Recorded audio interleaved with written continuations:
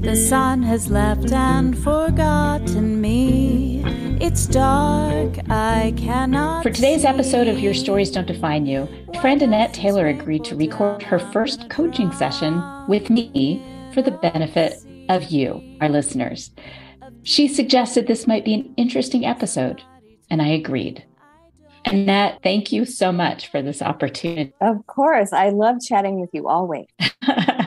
Well, this sounds, when you put this out as an idea for recording a podcast episode, I thought, well, that's a really good idea. And people will get a better concept of what it is like to work with a coach, any kind of coach. So so you took the assessment and I'm looking at your results right now. So Annette, do you have your full 34 list in front of you from the StrengthsFinder results? I do. Great. Let's start with, I'm going to ask you a series of questions, and I'd love for you to answer them in story form if you can. Mm-hmm. Tell me about a time when you saw something that was already doing pretty well, a project, an art thing, an article, but you knew it could be even better. You could bring it from a 7 or an 8 to an 11 on a scale of 1 to 10. Wow. I think I might be talking a lot about my days as a preschool teacher. That's fine. So it all applies. Yes. What pops into mind is maybe a staging issue. Like if I came upon a group of my preschoolers playing a game or pretending they were playing house, I might make the area bigger, suggest more props or something. If they were, cooking or something like that. Oh, why don't you do this or do that? That's something that popped into my head. Excellent. So you're bringing in more resources to make the imaginary space more approachable and easier to really see for the kids. Yes. Okay. I also know you to be a writer. Have you taken an article that you wrote and decided it just wasn't enough and you just set it aside for a while? Oh, yeah. I do that a lot when I'm writing something. I'll become frustrated and be like, okay, I need a minute or a couple days. And do you go read something. It? Oh yeah. Right. I'll read something and I'll be like, okay, I'm getting too goal focused. I need to, open up. Okay. My great. Creative self. Great. And one more story. When you think about recent months where you accomplished something that was important to you, tell me about that. Okay. Getting my husband to agree that we need some yard work done. Okay. How did you approach that? A lot of waiting for a mood or, a relaxed. He'd been talking about doing this work for a long time and just hasn't gone around to it. And I finally was like, well, how about this? So yeah, we are actually having some work done in the yard, which is exciting. So how did you start what you wanted to be done? Did you start by researching? I mean, what was the path you took to kind of come up with the idea in the first place? I guess it was about how long it was taking. And I felt like I just wanted to put some options out there, like this or this. I do that a lot with preschool kids too, because I want buy-in. I want buy-in. And yeah, not that I think my husband is a preschooler, but I think it helps. Well, you use the same tools. You're just going to present them differently. People, right? It's yes. People, but yeah. Yeah, you're just going to present them differently.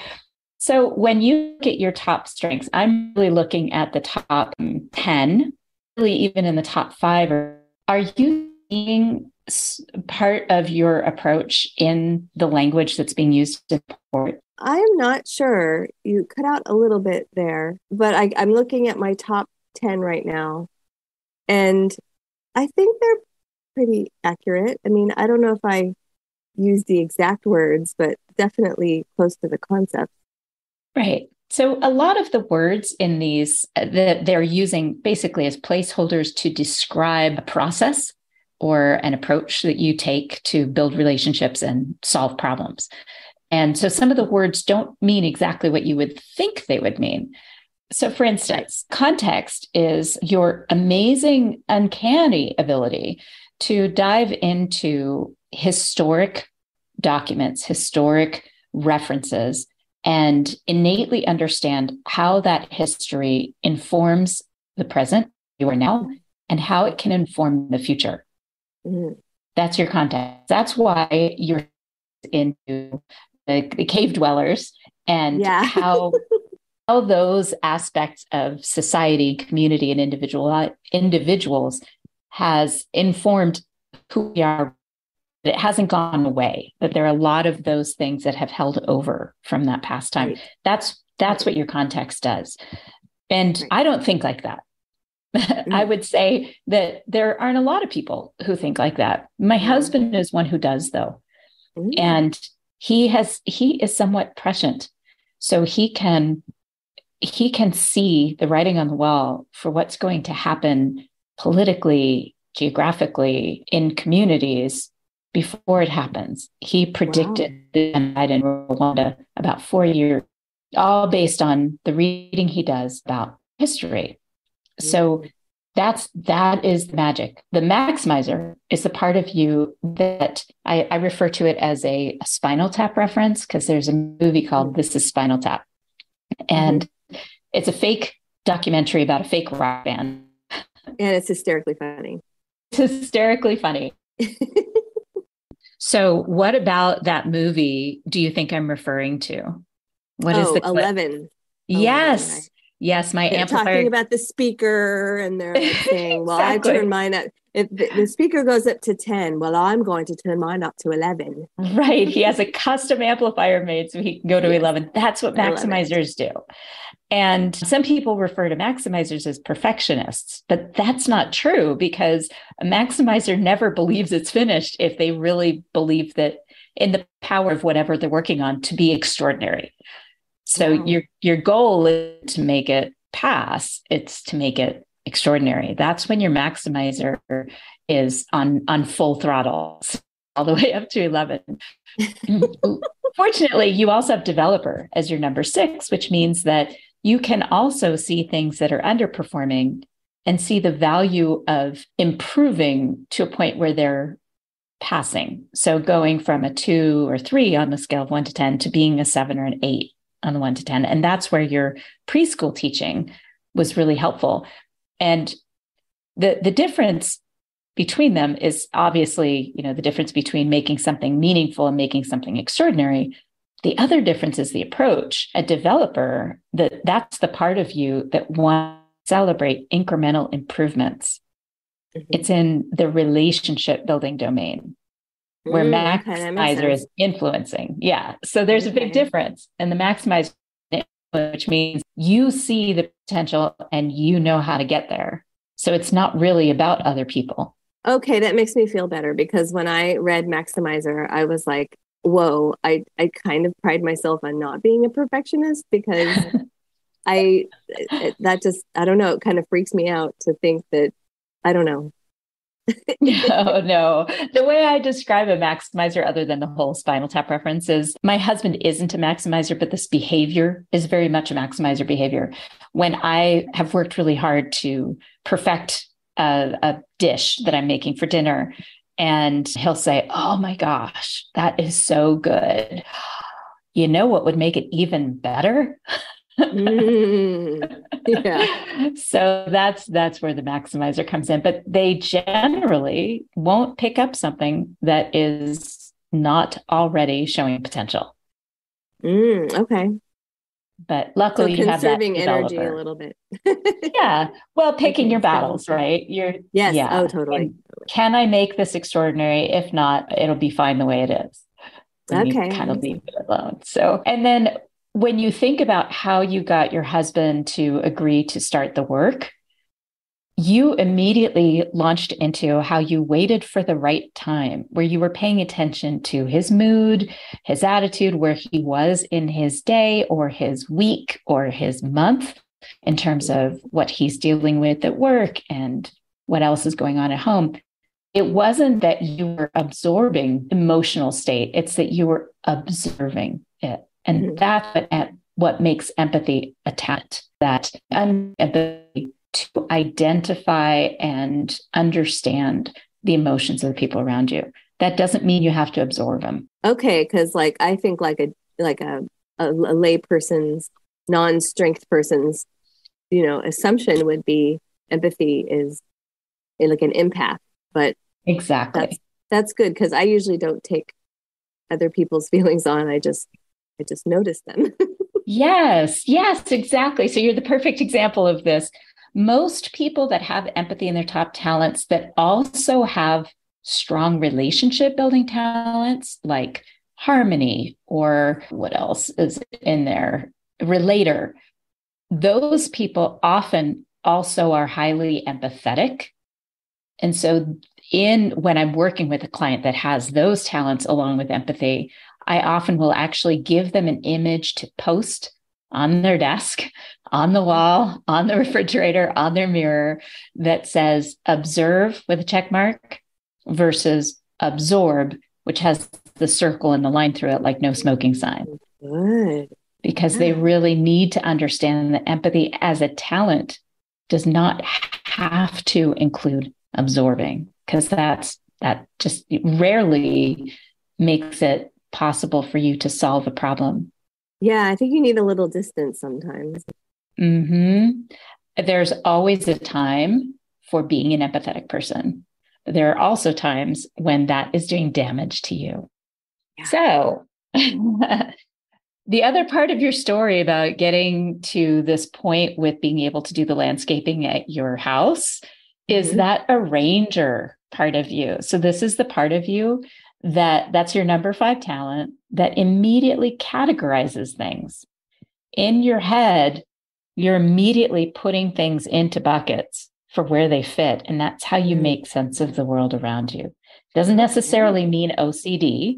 As a matter of fact, most people with arranger that I know are not particularly neat, but if they have a stack that's 18 inches tall of papers, and you ask them for something from 6 months ago, they'll know exactly where it is, even if nobody else could find it. Yes, that's what that is. So far we've kind of gone through, you understand where the learner comes in. I'm sure you have no doubt about that right. Constant desire to pick up new things, to learn new things.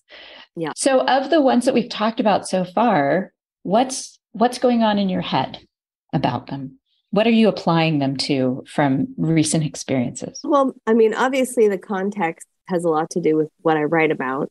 That's like pretty big in my head right now, just as far as looking back to see how we can interact more honestly with each other as people, I guess, when I look back to kind of the basics of human nature, and then kind of I guess also then arrange what I'm thinking about into a story or something I'm writing or an article. I mean, that kind of goes together. Absolutely. And you already saw where the empathy came in, particularly with your husband. But it also, I think about our first podcast recording like 2 years ago, where you were talking about what it's like to be a super fan. And all I could think was that was your maximizer showing up. You can't be just a fan of something you like. That's just not how your brain works. You're going to go all in. Yeah. And I sometimes don't mess around. Like if I'm going to spend my energy, I'm going to get as much out of it as I can, maybe. Exactly. And that's how you approach certain things, for sure. And your empathy was also on display at that time, and your learner, because not only were you going in deep, you were observing and learning about the whole concept of super fandom. You weren't just a super fan. You were endlessly curious about what that meant and how it appeared to other people and the social and emotional impact of those situations. Right. And also, I don't know if I told you this part. I started writing for the fan website. There are many fan websites for the show that I was super fanning over. But I started writing for them, and I wrote like 5 articles. And most of them were about kind of helping the fans understand, why they were so obsessed, but in a friendly, fun way. And because I wanted to help people like who might be a little too deep. Yes. So that they can understand some of why they were motivated to do that, what was driving that obsession. Because I think sometimes when you understand why, the foundation of it, you can take that step back and maybe direct it in another way. Is there not a helper strength? Like, is that too vague? Well, there are a lot of helper strengths. And developer and restorative can be the most of the helper strengths. And that's what you're demonstrating here. I would recommend, if you haven't taken it already, the Enneagram assessment. That's also a good one. I love that. And that's where I see that kind of motivation as opposed to how you are approaching problem solving. You can use that for sure to understand how you're approaching problem solving. This gives you greater depth, but that gives you understanding of that high level motivation. Okay. So yeah, really was not a fan of assessments before I was introduced to StrengthsFinder. I always found them to be too self-limiting and setting arbitrary boundaries on who we are. And what I found is that when they have black and white answers, like the Myers-Briggs comes across as very black and white, unless you dive deeply into the report, you just have these 4 letters to describe a very complicated human being. And you can go deeper, but it's on the surface, people just say, oh, I'm an introvert, so this is what I do. Right. And when they get their letters, that's all they see, but those are actually on a continuum. So. Exactly. There's a spectrum there. And what this does is it puts that spectrum into context for how complicated we can be as humans. That's so cool. Yeah.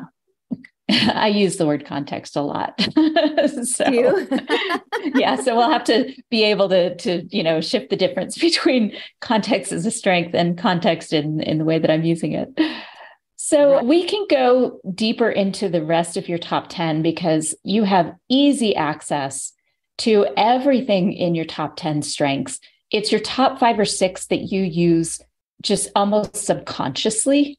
You have easy access to the things like 7, 8, 9, and 10, analytical, connectedness, strategic, and activator, and maybe even into the low teens, you have pretty easy access to.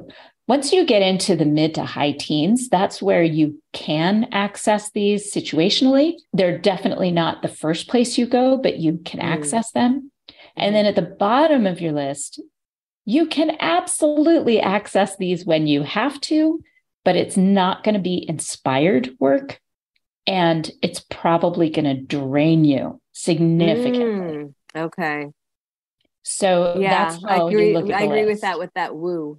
Yes, exactly. You can do it, but man, you walk away and you're drained. You may feel satisfied with the results, but you're going to feel drained. And it's much better in your strategy to use your top talents to accomplish the same goal that you would use something like woo for, which is way down at the bottom of your list, number 29 of 34.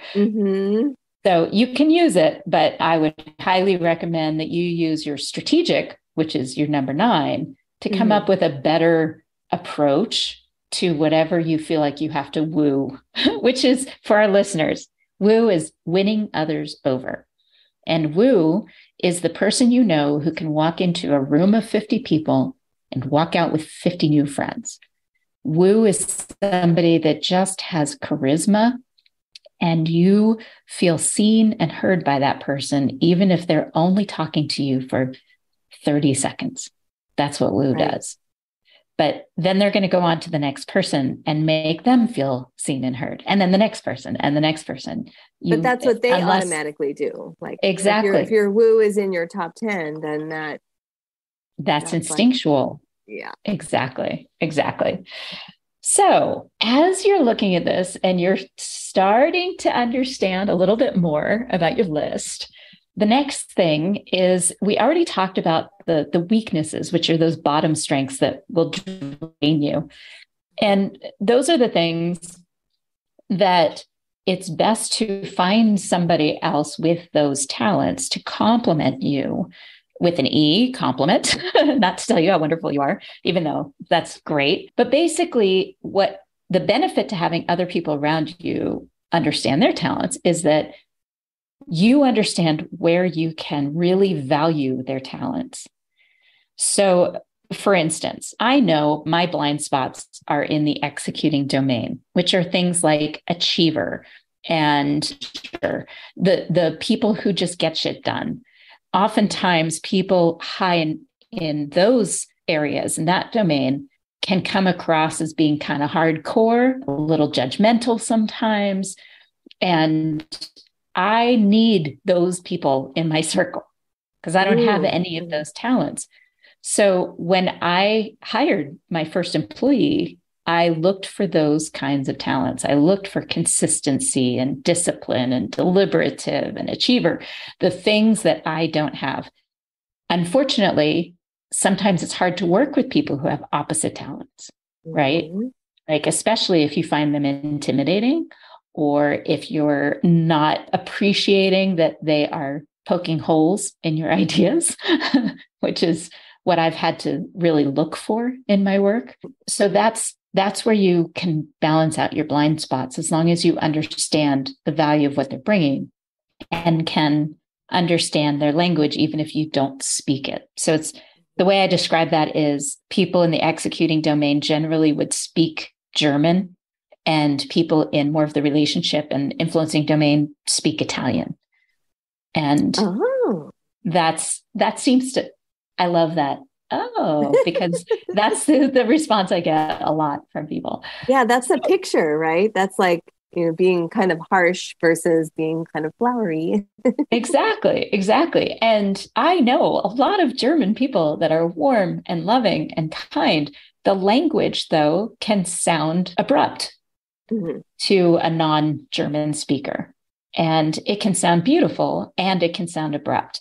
And so what I remind people is I'm not asking you to change into a German person when you're working with somebody who speaks only German or bullet points. So that's another way of describing it. They speak in bullet points.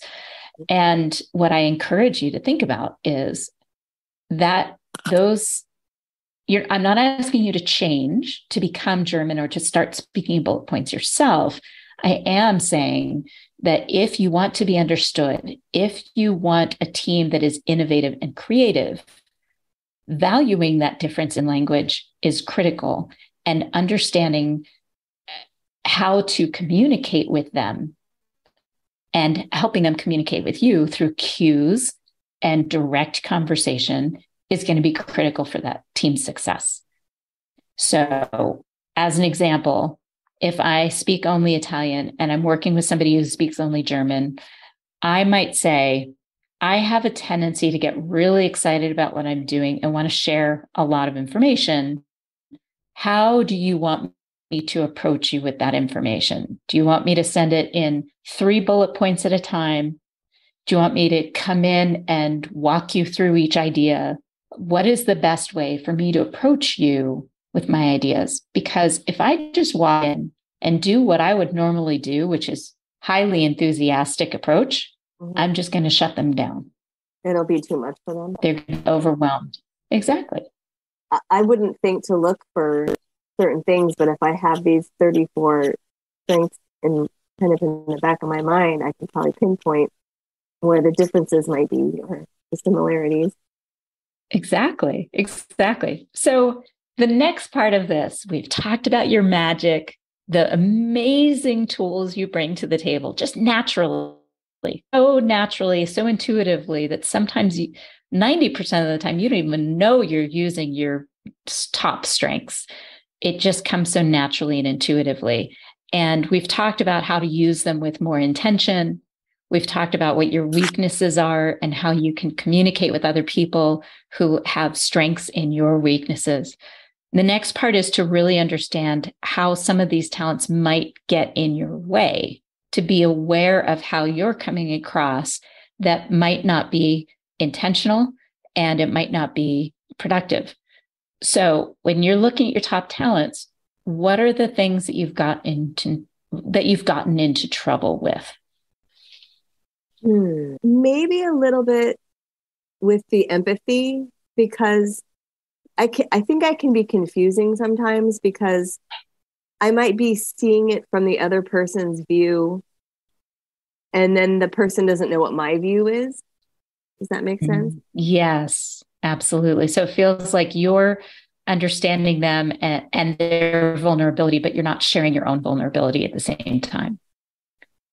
Yeah, it's kind of tricky. Like, especially if I have a goal in mind and I want to, like with my kids, I'll do this too. Like, I'll be looking at it from my kids' point of view, and then I'll forget, oh wait, I'm supposed to like have some input here. And all you're doing is reflecting my emotions back to me, but what I need here is some guidance or boundaries. Right. And sometimes I'll switch. I'll like think about it from their point of view and then jump out and be like, oh no, wait, as an adult, as a parent, that's not going to work. Or right. Here are some ideas. But that is definitely a way. If I do it with an adult, maybe that's where it gets me into trouble, because I don't know, maybe the adult isn't used to someone taking their point of view like so automatically. Well, there are a couple things that can be a little uncomfortable for an adult in those situations. And one would be if you're not demonstrating your own vulnerability, they feel like it's one way. And I can tell you, I've had conversations with people that are really, really good at asking questions. And by the time I get off the phone, I realize, oh my gosh, I didn't even ask her how things are going for her. Mm-hmm. There wasn't really any room for me to do that. Mm-hmm. So leaving room for other people to ask you questions and to feel like it's a two-way street, I think is part of that. Have you, I guess we've already talked about where Maximizer can get in the way a little bit, where you're super excited and enthusiastic to make something even better. And the person in front of you has already put in a lot of time and they're like, it's good the way it is. You're just insulting me now. That's where Maximizer sometimes gets in the way. And what I've noticed in some of my clients is where context gets in their way is when they are so enthusiastic about what they've learned. And this is the combination of context and learner, that you start sharing way more information than the person in front of you is interested in or engaged with. And I'll give you an example. I had a coaching client on a team where some people would just stop asking this man questions because they knew his answer was going to be really long. Right. So context, because you're so talented in understanding the history of things, people with context often become resident historian of their organization, whether they've been there 2 months or 20 years. And so they start to develop that knowledge and want to share it with people. So being able to say, this is what I'm working on. You asked me, how much information do you really want here? Is oh my God, this is sounding like something I wrote about. It's called Nature of a Nerd. Yes, where you nerd out on something and you're just like, I'm going to tell you everything I know about this right now. And it's like, the person's like, whoa. Exactly. And that's also your intellection, which is number 11 on your list, which is that need to externally process what you're learning. Oh yeah, I totally love doing podcasts, love getting feedback because it makes me think about it a different way. Mm-hmm. Oh, I love that. I love that. So we're going to wrap this up with one more thing that I would like to ask you about. When you're looking at these talents and you're kind of getting excited to understand that these are the things that you do really well, is there something in particular that you want to take from this or apply? Because I think the key with any of these assessments is first understanding how accurate they are and choosing, okay, if this is accurate, what makes it accurate? And one of the things I recommend to people is to take the paragraphs from the top 2 strengths, not the word context or maximizer, but just the paragraphs, and share them with people who know you well. Okay. And then they can give you feedback about whether they think it's accurate. Oh, and remember that's a that good idea. Yes. And remember that each paragraph is customized based on your top strengths. So your context, because it's followed by maximizer, will be a different paragraph than somebody else whose context might be followed by something cool. else. Okay. So, and yet, so you understand in general that it's accurate. The next part of this is choosing to understand where you might be getting in your own way with those talents. It's fine to understand who you are and take a deep dive into self-reflection about how it shows up for you. The next thing, in my case especially, was when I looked at my talents, I suddenly understood all of the things that I had been criticized about in my life. And it was really hard. I mean, there were times where I just wanted to distance myself from some of those talents, like my activator and command, because those are the things that made people describe me, particularly my mom and my aunt, her twin sister. They'd describe me as bossy. Wow. And controlling. Yes. And so when I saw command in my top talents, I was like, no, that is not a strength. That is absolutely a burden. Wow. So what I had to do in order to flip that and also shift how I was presenting that command, because I could see the whole pattern of all of the times that command got in my way with bosses at work. Okay. What I had to do was start keeping what I call the satisfaction journal. And that meant writing down each evening. Now, I have adaptability and activator, so routine is not even a word in my vocabulary. Okay. But I do have rituals. And after reading Atomic Habits, I realized that some of these are called habit stacking, which I love. It's a great book, by the way. It's good. Yes. And what I ended up doing was jotting down just a couple things I found satisfying every day, and then associating which talents I was using. Neat. So after you could 2 see weeks, how often you were doing command, and you could see how often you exactly. were doing... Right. And I could see how often I was using command in a positive way. Oh, good. That was the difference. Okay. Because I could easily see where it got in my way. We are so good at knowing what's wrong with us. But being able to flip that's the whole point of StrengthsFinder. It's why I love this tool, is because we are understanding better what our magic is and how we can use it to improve our own satisfaction in our lives. Wow, that is so cool. And I love having not too micro, but little increment, little clues, I guess. It's really cool. Well, you would. I know, based on your talents. I love it. I'm going to arrange these now. So tell me, what are a couple of your biggest aha moments as we wrap this up? Well, I think I'm like maximizer, like you are with command. Like, I think of my mom too. Like, I thought of her as a perfectionist, and I felt a little put upon as a daughter of hers. And to see maximizer so high at first, I was like, oh dear. But after you explained it, it's like, okay, yeah, there's some positive things about that. And coupled with, was it developer? Kind of softened it a little bit. So that's really cool. And yeah, maybe to I try to read social cues. I was not good at this when I was younger. If I wanted to talk about something, I would talk about it. But I try to read social cues and be like, okay, this person doesn't want to talk about this anymore. Yes. Try to calm that context a little bit. And I don't know. Activator, what's activator again? I can't remember. It's that sense of urgency that you have to start something, to do something. Oh, yeah, I do. Yes. Yeah, when I see something should get done, it's like, why not now? Exactly. That's when your activator shows up. Very so cool. Here's another tool to use as we wrap this up. If you can, I can actually send you an image of an amplifier, and this wonderful StrengthsFinder coach, Lisa Cummings, gave me this image to use during our conversation when I interviewed her on my podcast. I like to use an amplifier with like 7 dials on it, 6 or 7 dials on it.